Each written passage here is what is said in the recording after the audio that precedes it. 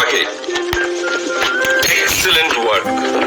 अब देखना तुम, सिर्फ इन रिपोर्ट्स के बेसिस पे दूसरे सारे अखबार और मैगजीन्स के जर्नलिस्ट तुम्हारी इंटरव्यू लेना चाहेंगे।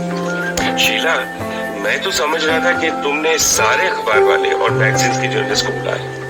ऑफ कोर्स नॉट, मैंने तो सिर्फ गिने चुने पेपर्स और मैगजीन्स के जर्नलिस्ट को बुलाया था, क्योंकि मैं जानती थी कि अगर इन लोगों ने तुम्हारे लिए अच्छे रिपोर्ट्स लिख दिए तो बाकी सारे जर्नलिस्ट तुम्हारे पीछे दुम हिलाते चले आएंगे इंटरव्यू लेने।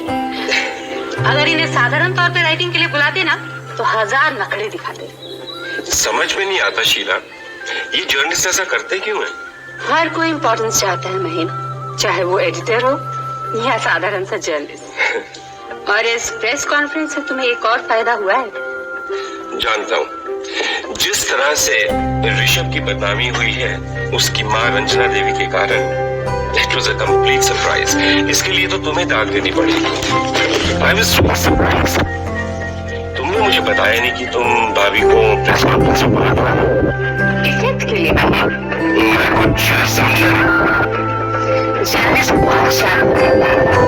रंजना देवी को वहां देखकर और उनकी गालियां सुनकर तुम्हारे चेहरे में जो एक्सप्रेशन आए थे ना, वो बिल्कुल सच्चे और जेन्युइन।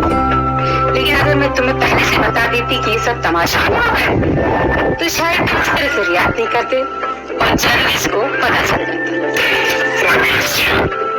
इस तरह की बातें मेरे दिमाग में क्यों नहीं आती? कैसे सोच जाती हूँ ये सब? सालों का तजुर्बा है मुझे, और फिर थोड़ा बहुत साइकोलॉजी भी जानती हूँ। कौन किस तरह बिहेव करेगा जान लेती हूँ। अच्छा, मुझे ये बताओ, मैं कैसे सोचा? छोड़ो अभी कैसी हुआ? तुम मुझे बताओ मैं किस तरह का हूँ, प्लीज। अच्छा पता नहीं, दिखने में तो तुम बहुत ही हंसमुख और खुश नजर आते हो, लेकिन तुम वो नहीं, तुम बहुत ही कड़वे हो। तुम्हारे अंदर एक कड़वाहट भरी हुई है जिसे तुम सालों से दबा कर रखे हुए हो। इसे निकाल डालो नहीं, वरना ये तुम्हारे लिए बहुत घातक सिद्ध होगी। कैसे जान लिया तुमने ये? तुम एक खुली किताब की तरह हो महीन, इतने भोले भाले हो, इतने सीधे हो। It's really unbelievable। जी चाहता है तुम्हें इस बेदर्द और जालिम दुनिया से बचा कर रखूं, ताकि तुम्हें और चोट ना खानी पड़े। सच जिंदगी में शुरू से लेकर आज तक सभी ने मेरा फायदा उठाने की कोशिश की, भले वो भैया हो, निशी या कोई और। किसी ने मेरे जज्बातों की कदर नहीं की, हमेशा मुझे नीचा दिखलाना चाहा, बल्कि मेरे माथे पर नाकामयाबी का एक लेबल सा चिपका दिया है।